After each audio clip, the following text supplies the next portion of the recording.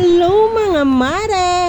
Matagal na nga itong yellowfin sa ref kaya iluluto na nga natin. Sinaing na lang itong gagawin natin.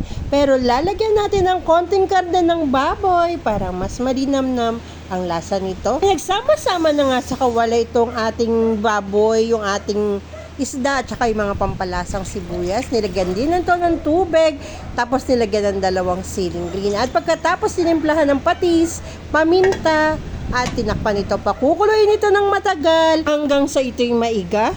Dinagdagan pa nga ito ng siling green pero hindi nga ito maanghang. Tatakpan at pakukuluin pa rin natin to dahil meron pa nga itong konting sabaw.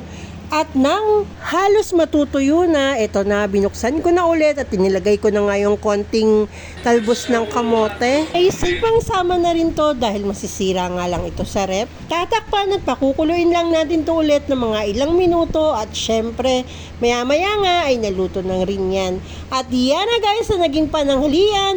Thank you guys for watching. Follow for more. See you on my next one. Bye-bye. God bless.